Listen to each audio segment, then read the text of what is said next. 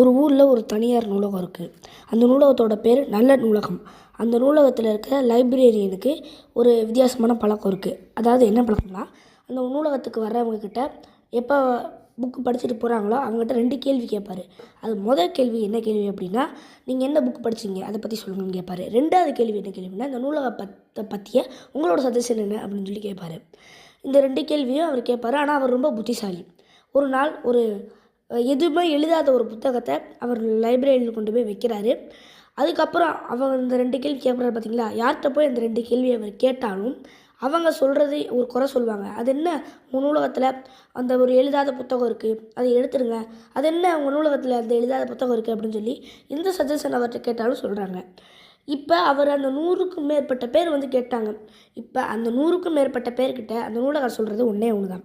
அது என்னன்னா, நீங்கள் இப்படி சொல்கிறீங்க இல்லையா, என்னோடய நூலகத்தில் இந்த மாதிரி ஒரு புக் இருக்குதுன்னு. இதே மாதிரி தான் நம்மளோட வாழ்க்கையிலையும் என்னென்னா, 1000 சந்தோஷமான விஷயங்கள் உங்கள் வாழ்க்கையில் இருந்தாலும் ஒரே ஒரு கெட்ட விஷயங்கள் அதாவது ஒரே ஒரு கெட்ட நிகழ்வு உங்களுக்கு பிடிக்காத நிகழ்வு நடந்தால் அந்த நிகழ்வு நினச்சி நீங்கள் சோகத்திலே உங்கள் வாழ்க்கையை கடத்திடுறீங்க. அப்படி பண்ணாமல் உங்களுக்கு பிடிச்ச சந்தோஷமான விஷயங்களை வச்சு நீங்கள் உங்கள் வாழ்க்கையை கடத்துங்க.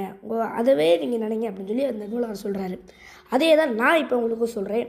லைக் பண்ணிடுங்க. Bye guys, subscribe.